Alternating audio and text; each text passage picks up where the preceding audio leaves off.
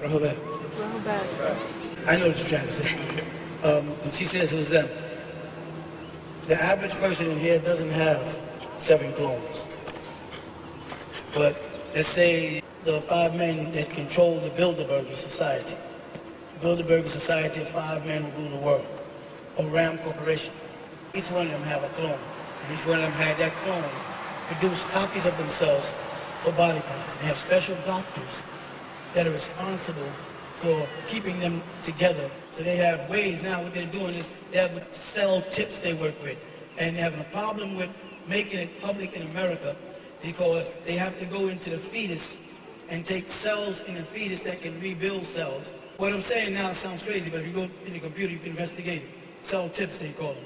And it rebuilds cells. So if you have, let's say, MS or some kind of brain damage, now they have the means by which they can take out of a baby's fetus cells, inject them into your brain cells, it'll cling on and begin to reproduce fresh blood cells, actually regrow cells. But the conflict is every time they do that, they have to eliminate a baby. They have to kill a baby. So now they're trying to take control of Africa and other countries where they don't mind eliminating babies in order to sustain their life. It's ugly, it's a sad truth, but it's the truth. So it's like, say the Anunnaki and beings of that caliber had clones. The ancient Egyptians had clones. The so-called pharaohs had clones made of themselves, so that in the event that during their life they suffered from some type of terminal disease, the alchemists could immediately replace that with no fear of rejection, because they replace it in, they only know 6 to 8 weeks determines whether or not your blood is going to reject it. There was no fear of that. And that's what it means when they say they're talking about those physicians. And in the let's say in the time of Zulza, the physicians would be under Ayamhotep. That was his high priest. And beneath, in the time of Tutankhamun, he would be I. The high priest would be I. He had a bunch of men under him, which were called the royal guard of Amun-Ra. And they were high priests. You sometimes see them depicted in artwork with an ihram on, a simple white robe, bald head, no hair. And they shave all of their body. Anything that was bacteria attractive, they didn't have any. They were pure white robes all the time. They always show them in any book you read on Egyptian, they show you these men, and they call them wabs, or priests in ancient Egypt. Well, these men knew the sciences. They were like scientists. They knew about the embalming. They knew about cloning. They knew about alchemy, altering molecules. They just were learning. They got their knowledge from beings who came from beyond the stars here, which sounds crazy in America until when we speak of beings coming from beyond the stars, it sounds like it's crazy until you talk to a Christian in America and you say, where did Jesus come from? And they go, huh? You say, well, where did Jesus come from? According to your Bible, Jesus said, I am from above, you are from beneath. Jesus said, I come down from the Father. As long as you're talking UFOs and you keep it in that terminology of UFOs, it sounds crazy. But when you turn around and just say, let's get for real, where did Jesus come from? And they'll say, before he came to earth, he had to have been someplace.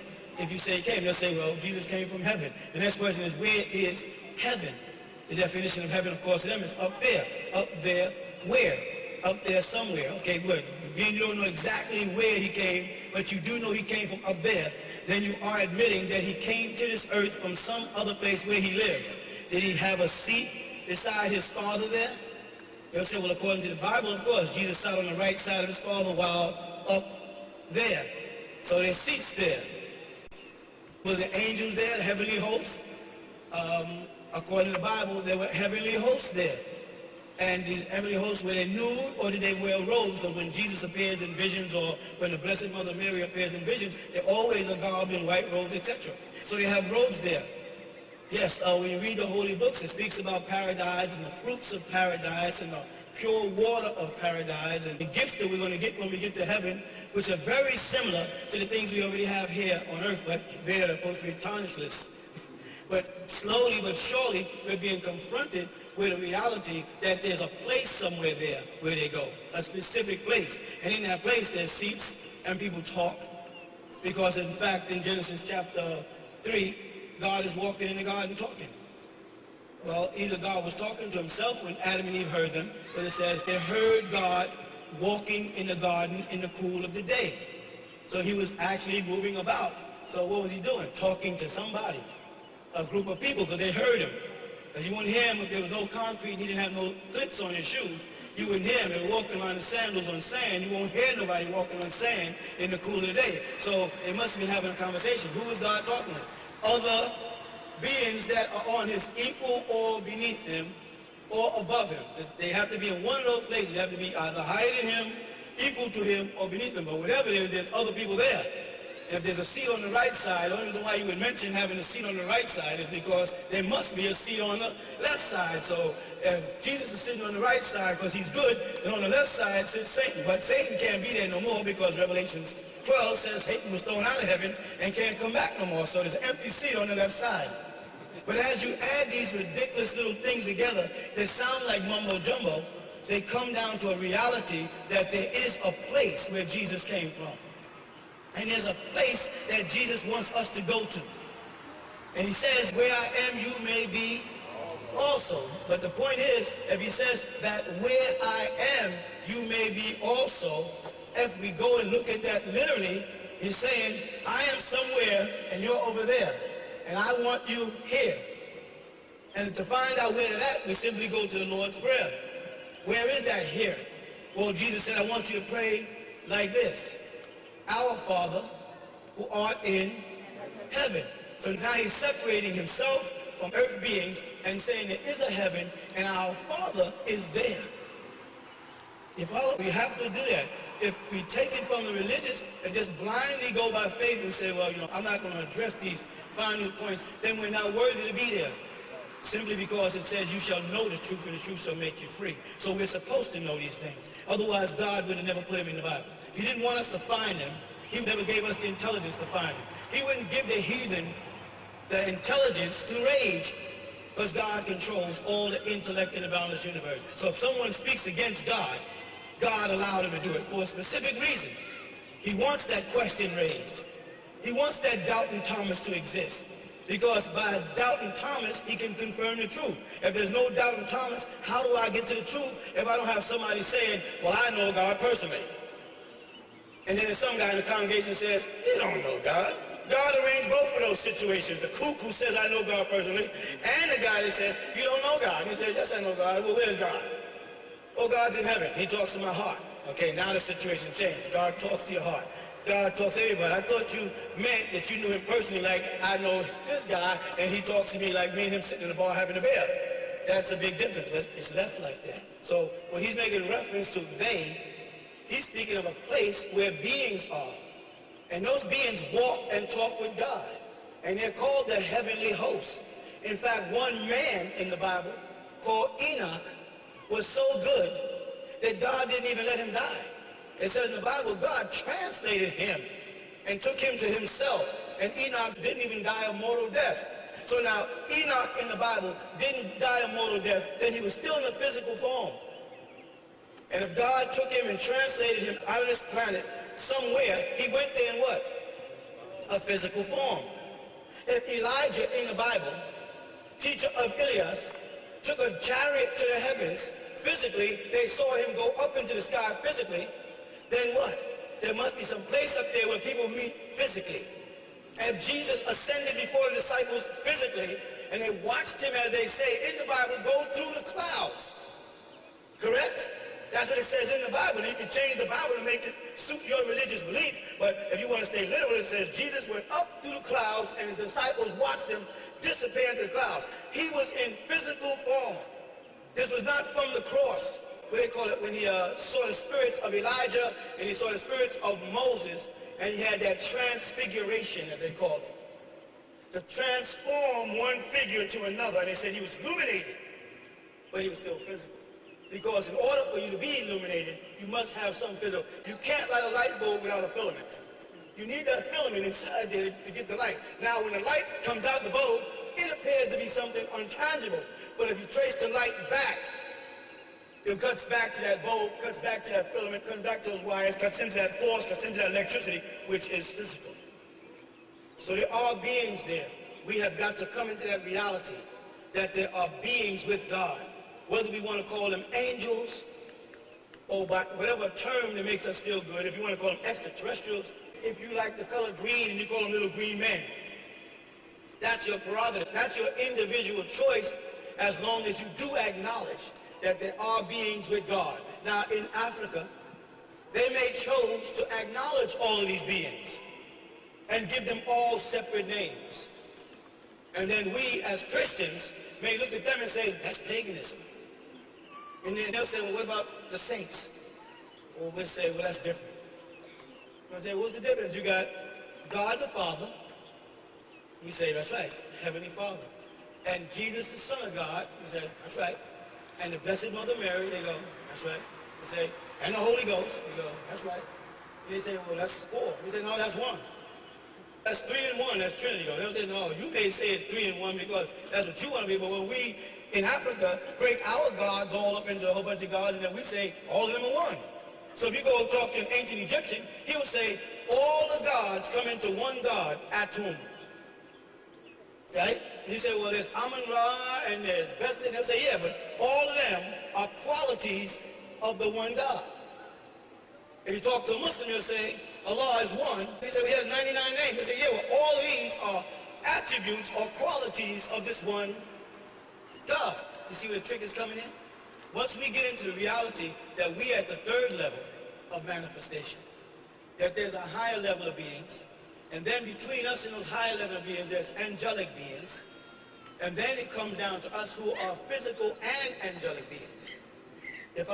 So when beings came into this world, they had to be assured that their mission would be completed.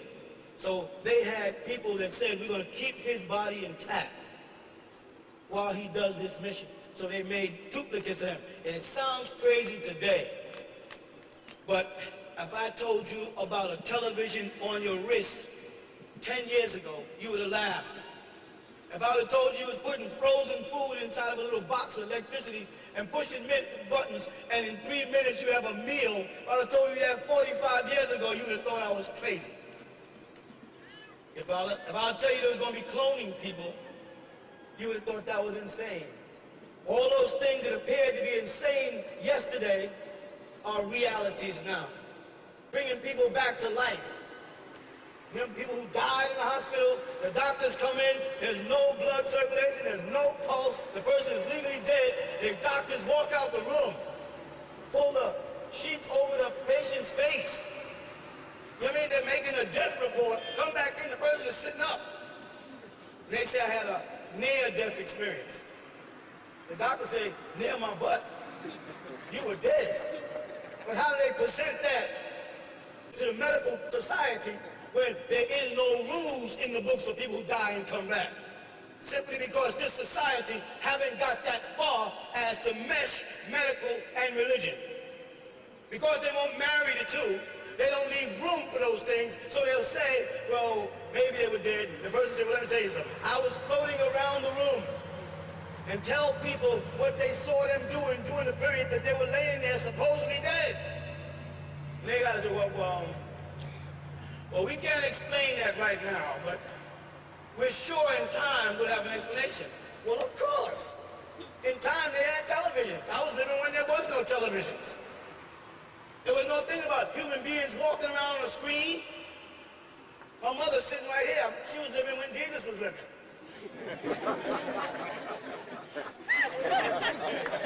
It's always good to have a parent around because it makes you feel young, even if you're old. Some of us folk in here were living when things didn't exist that you take for granted. Like the children today, the reason why the children are crazy, because they have what's referred to as an instant replay life. You know what that means? Years ago, if we wanted to watch Joe Louis and them box, we all stooped down in front of a radio and everybody listening while a man narrated. We didn't see them on television, let alone miss them and program a machine that catches the fight while I'm out somewhere else. They'll come back in and go pip and watch a fight. Was that possible when you was a kid? No way. You want to know what's wrong with the children today? The children today have this concept that life can be stored and picked up later. So when you're talking to them, say, listen, you got to get your life together now. They're going, He said, whatever you're going to do with your life now, you better start doing now. He said, listen, nigga, I'm talking straight up, nigga. You better start studying right now. I'm talking that bullshit. So you got to get a couple $1 to the party? Tomorrow's Monday, nigga. You got to go to school. See, they know that they can get videotapes or what they call it when kids can't read this thing now? Hooked on phonics. The only hook on phonics we got was our grandparents hooking us upside the damn head if we didn't study. Wasn't about going out to the movies on Saturday until your room was clean. These kids got everything on instant replay. And until we destroy that system, we'll never be able to change the children. So I'm saying the things that appear to be abnormal today are going to be every day. I mean, talking to dead people is going to be as simple as knowing your relative's telephone number to the other side. You say, well, Uncle so-and-so died 3 or 4 months ago, and he was a hell of a carpenter, and I'm trying to build this project, and I don't know what to do. And you say, well, his father said, well, my brother, oh, shoot, his number is, let's be good, 777-777. He got on the phone and said, 777, hey, how you doing? I'm fine. How you feeling? How do I feel? I'm dead. How am I supposed to feel? How you feel? You the one with all the aches and pains and stuff. That might be a sense of humor from the other side. It ain't funny to us sitting here with a toothache. You with me? How do you know that that's not going to be as normal as turning on a TV? How do we know that? Because a stealth plane, a hover jet, on television last week they were showing a plane that goes up like this, boom, and takes off, right? Before, all we know was thrust. Thrust was it like big out way to throw the plane, but now it goes up in the air and goes boom. The United States is saying, dang, if we would have had these back in the First World War, we could have did to their butts. And system and time says, but you didn't. But don't doubt the possibility of talking to spirits on the telephone. Don't doubt anything when you live in this day and time and you see the technology that exists today. You understand? I was just driving along with a young fella, and he got this detector for radar. I don't have one in my car, I didn't think about it. I'm like, what's that thing? It's going to So what's that? He said, you see the box over there? I said, yeah, one box says somebody else got one. So somebody got one what? He said, yeah. And it's telling you that somebody's coming with one? I said, yeah. Then went another direction. I said, what's that? He said, someone's activating a microwave oven. I'm like, we sitting in a vehicle driving along 127. And somebody's cooking their food in their house and we're seeing it in the car. You mean tell me them frequencies are in the air like that? Because of microwaves? Oh yeah, and just saying if it fills up, that means the police is near. The whole screen fills up, that means the police is near, so I can watch the police. I mean, see, and all I know, I didn't know this, I'm talking, this is today. All you guys look like, you didn't know? No, I didn't know that. Like, I can be, all this time I've been being chased by these cops, I could have one of them and you never said Y'all young folks take for granted sometimes, we old folks miss stuff. Because we don't even know, unless you come in and tell your pops, yo, pops, guess what's new? You're from, I'm sitting in my room watching the black and white television. I don't know. You know what I'm saying? Not let alone 3D TV. Things they got out now with 3 dimensions. They got movies on the internet where you don't even have to go to the cinema any longer. Don't doubt anything, because that's a tactic of the devil to make you unprepared for God's power. By making you think that it must be within the power of man to be real. And that God's power surpasses man. God can make things happen and does, because there'd be no inventions or no creations or nothing if God didn't put the thought in the minds of people. Einstein was dumb as heck. You know why I say that? Because as smart as he appeared to be, he smoked. But when he was smoking, they hadn't got to the point yet where they realized how much cancer damage he was doing to himself. But every time they show you Einstein is supposed to be such a genius, he's got a pipe in his mouth, and I'm saying, this guy invented the atomic bomb, altering molecules, and he didn't figure out that he was killing himself with cancer. See, they plan a plan, and God plans a plan, and God's the best to plan this. Because of how intelligent he appeared to be, he was stupid when it comes down to something that simple. That we, or they, sister, that you was asking about, is pertaining to beings that protect it. Today they got them too, but we don't have them. We don't have that privilege or that luxury. I mean, you get hit by a truck out there, that's it for our butts. But those rich folks up there, they got body parts. They got to force themselves to die. Some people just live on, and they got some people like Bob Hope. Bob Hope is older than Santa Claus. I hate to talk about our own late President Carter, but Carter's jumping out of planes at 80. Anybody who jumps out of a plane knows your body is not equipped to jump out of no plane at 80. You can't even jump off the toilet at 80. So he must have Conditioning. No, once they clone these bodies and they speed up their cell growth, they put them in suspended animation. They have what's called cryogenics. Right? Now the thing wrong with cryogenics is the brain cannot be reactivated. It turns to mush once it's frozen. But they've proven that most other organs in the body can be revitalized. But the brain, once you lose that brain contact, which is that oversoul he's talking about, so they're not concerned. So if a president has brain damage like Kennedy, when they shot him, he still lived on NASA's island for a long time, but he was in a wheelchair, he was brain dead. So they really couldn't bring him back to the forefront of politics, so he just lived his life out there in Greece, and Jacqueline pretended she married Onassis, and that's how the story went. Didn't stop because now everybody's eyes like, what the heck? I just realized what I'm saying is new to some people just by the look on your face. I know y'all think Kennedy died at all. Okay, you did. All right, what else? Anybody got a question? Yes. Robert, is there a cure for sickle cell? Yes, there's a cure for everything, including death. And you may not believe it, because I'm hoping you young people hear me. There's a cure for everything. The thing is, how long do you want to live? Right now you think you want to live forever, right? Right? But if you was Bob Hope's age, would you want to still live forever? Let's look at it this way. Now that they're on the borderline of communicating with the dead, and now has been confirmed by certain scientists that there is some form of life after death. Correct? Now they have all these psychics out there that are proving beyond a shadow of doubt that they have the ability to communicate with the dead. Or that's what it appears to be. Ask yourself, what happens once you know for a fact that when you die, relatives who passed away to bring you over? Think about it. Understand? How many times has any and every one of us decided, I'm fed up with this life, I don't want to live no more? Don't lie. Because everybody who pretend you ain't got a little insanity is crazy. Almost everybody out here at one time or another got fed up with life and said, I just had it. You follow? But you was too punky to commit suicide. You thought jumping in front of a train was going to hurt. So you're still here giving us a hard time. But suppose you knew, beyond a shadow of doubt, suppose you knew that once you pass, that your relatives, your greats are waiting for you, and they got a hand stretched, and they take you into a new world. Suppose they did this by communicating with you before you passed. You follow what I'm saying? What would happen? For one, when an officer says, pull over. Think about it. Pull over. He say, get out of the car. Excuse my English, but I'm telling you what you say. No, I'm not getting out of the car. I'll shoot you. Woo. You know, big deal. What about that time when all the bills, you know that time, right?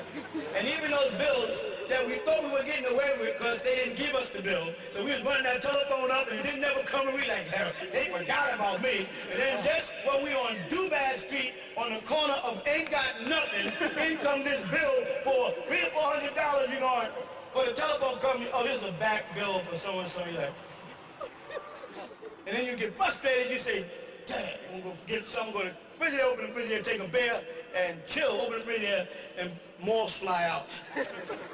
I ain't got no money to buy no food. So I'm gonna go over my girlfriend's house. I call my girlfriend, and the guy picks up some butt.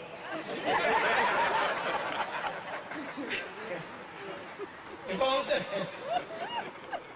I'll just get down, go downstairs and go for a drive just to chill. Get downstairs, it says empty.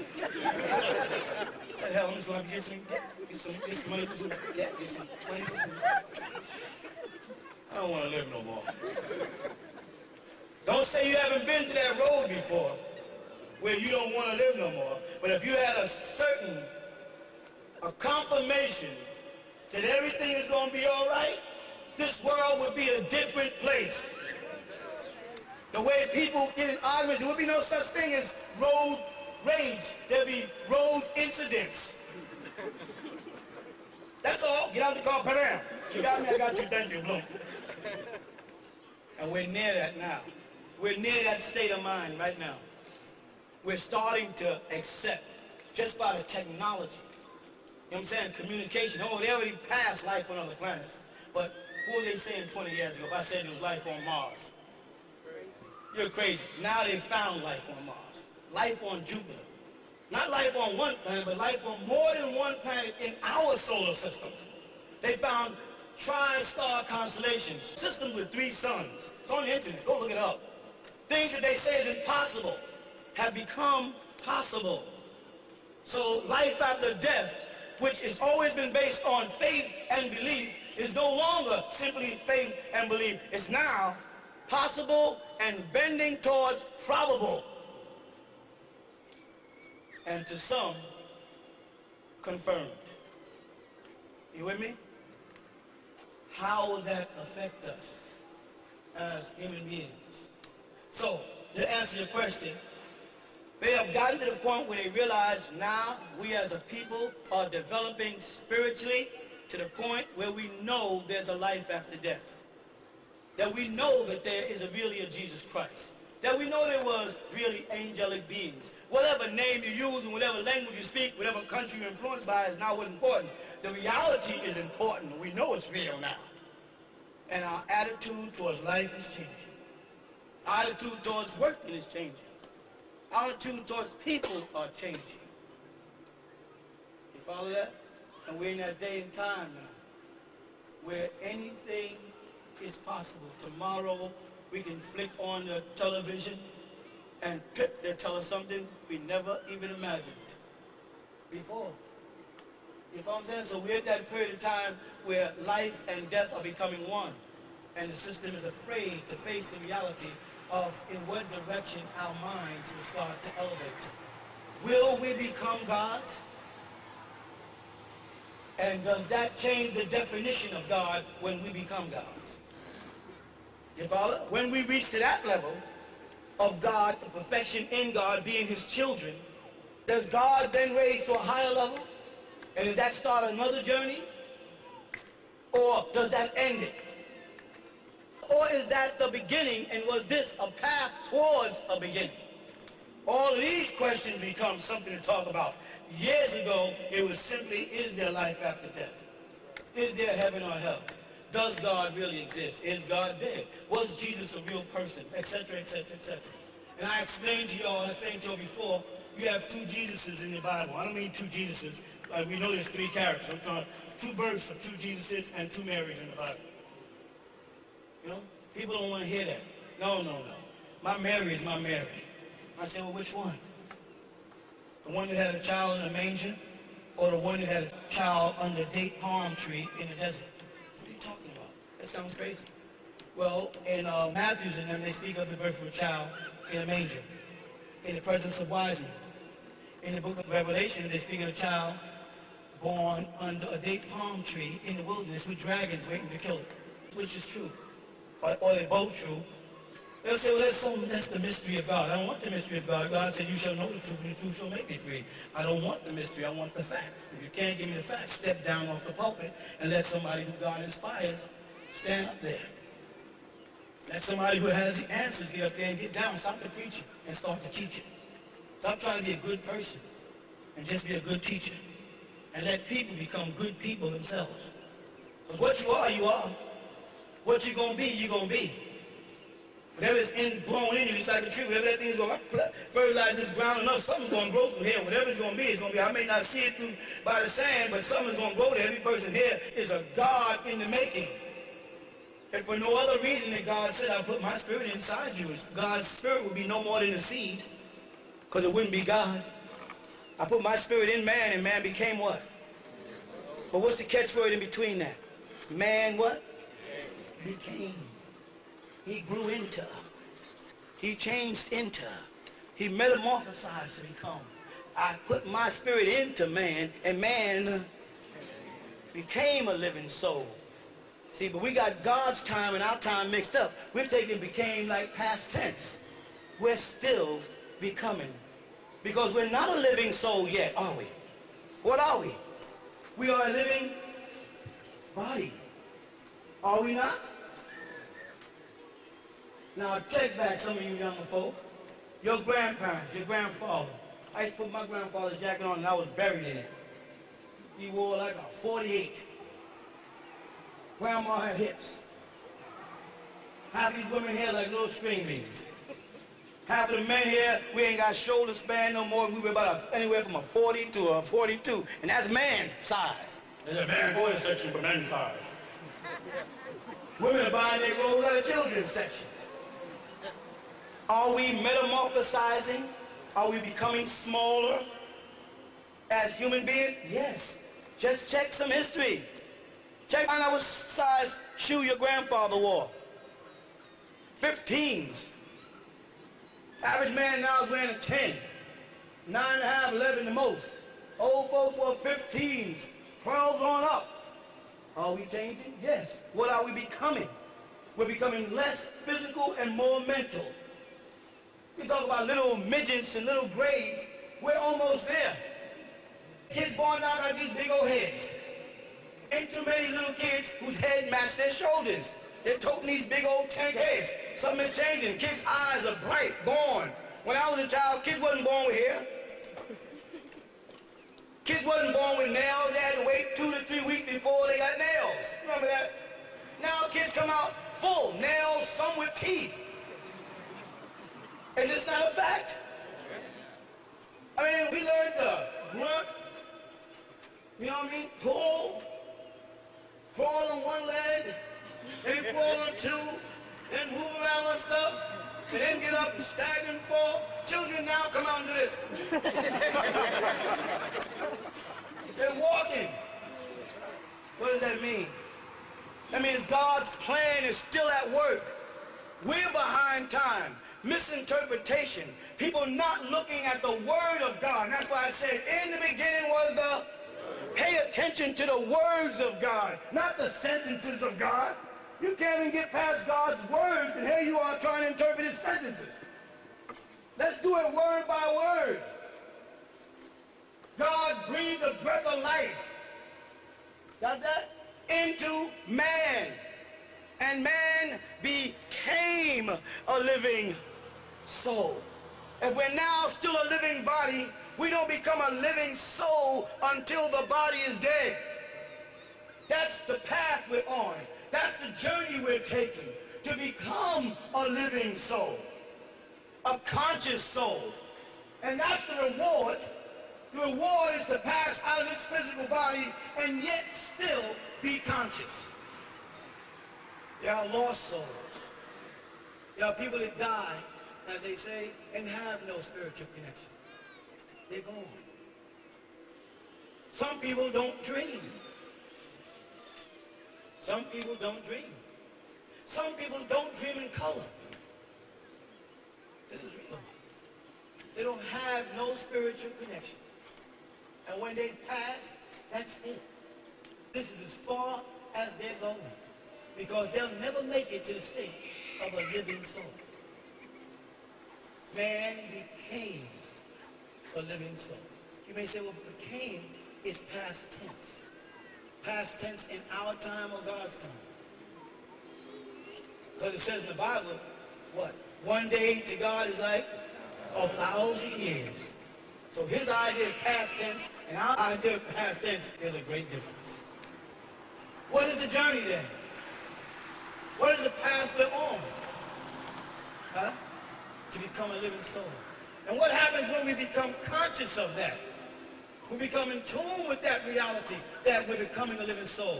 And we accept that reality. Then what? Then we're God. We talked about that. It's in The Wizard of Oz. The journey led to a little person behind a mask pretending to be God. Do you realize that's why they're mad at you and I? You know, that's why they're mad at Nuwapians, Nuwabs, or whatever they call us when they can't pronounce it. You know why? Because they say, he says he's God. And they don't realize they're quoting something in the Bible. When the priest said to Jesus, we're going to stone you because you say you are God. And Jesus said, is it not written in the law? I said, ye are gods. They still tried to stone him. They don't like us because of our consciousness, our connection with God. The reality we're starting to say, We are the children of God. The Bible says God has children. And the sons of God saw the daughters of man.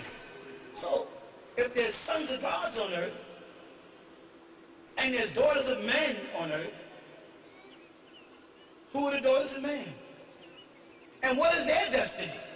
Because the sons of God's destiny is to return to the bosom of God, to be with, as, and of God, to be one with God. That's our path. So there's some other people walking around the planet. Whose children are they? Huh? Children of the devil. That's Genesis chapter 3, verse 15. It says, I put iniquity between your seed and her seed. And we're her seed. We're even Adam's seed. So the devil has a people are walking next to you, talking with you, eating at the table with you, working with you, flying next to you on the plane, sitting next to you in the car. You don't even know this fool got marijuana. He didn't tell you that when he got in the car. He knew it because he purchased it. He knew it was illegal when he got in the car with you. But he didn't have the time to tell you, I've got this marijuana with me and it's illegal. Because he knew doggone way you said, well, you get rid of it on my car. Then the police pull you over, and the police said, let me see your driver's license. To the police, and this fool yells out, why you pull us over? This fool got the marijuana. You don't even know why. He said, nigga, shut up. Guys, get out the car. They served him, and next thing you know, you're in jail. The only way he said, man, he just messing with us. Man, this is racism. Man, this is harassment.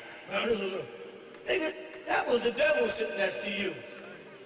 Now, you're looking for the devil to be white. That would make you feel so comfortable, so convenient to say, oh, all white people are the devil and all black people are gods. Crap. If you believe that white people came from black people, then you believe the devil was black before he got white. If you teach that black people existed on the planet first, and archaeologists, paleontologists, and everybody agrees with that, right? Then if the white man is bad, he came out of you, then bad came out of you. So now who be the father of the devil? Who that is? Talk real. Who it is? Came out you then, right? You want to face that reality? Can you tell the truth about yourself? Or can you only tell the truth when it's others? When the black Muslim want to stand up and say, all white people are devil, and all black people are angels. Crap. I got some uncles, I know the devil. Now, probably got uncles saying about me, I know that nigga devil. You understand? The end will reveal that. But it's inside. The devil's walking with you every day. I'm trying to give you a message. Y'all who are aspiring here to become one with and as and of God, be on your guard against the nearest person to you. Smiling faces tell lies. Or what? The backstabbers. Watch out for that best friend. You understand? Anybody who wants to be your best friend has a purpose. Friends are not something you pick up along the way. Friendship comes from trust. How many people had people they thought were their friends and stabbed them in the back? I should say how many people didn't, because I know 99% of us did, and I trusted that person, and I would do anything for that person, and they stabbed me right in my back. But you know, they tell you about a snake. Huh? You knew he was a snake when you picked him up. See, most of the time, that friend was the friend who had the connections, or the fancy car, or knew where all the pretty girls hung out, knew how to get into parties. That friend had all the connections, and that's why you cling to that friend. That friend had the delicacies of the harlot surrounding him, or her. That friend had money all the time. I like hanging out with him or her. They knew all the sharp places to go and the best restaurants. You hear me? And when I posted that way, I put down my God. G-O-D. I put down my God. I became off God. And that's why I got stabbed in the back. And that's why I got betrayed. And that's why I got hurt. But if I stay on that one path of reality and face reality that tomorrow anything can be said. And they might open up tomorrow and say, we just discovered a tunnel that leads to hell. They could say it tonight on television, on the news, CNN. But what would you do? How many folks would want to go over there and look down there and see it? Huh? How many people want to go over and peek and say, how many? So if we don't want to go see, we'll never know. See, I'm the kind of fool who would want to go see it. I want to check it out. I want to know who decided that was hell and how they knew that. When it opened up, how you knew it was hell? You with me? But if I never go over there to find out, if I don't check it out, I deserve to be a believer. And the same thing applies to everybody's religion, everybody's cultural backgrounds. If you don't take the time to investigate the facts and face the facts, regardless of how ugly they are to you, you might find out things about yourself you don't like, but that's true, and you have to accept it. Are you with me? We're in a day and time where anything is possible. And what was impossible has already been confirmed.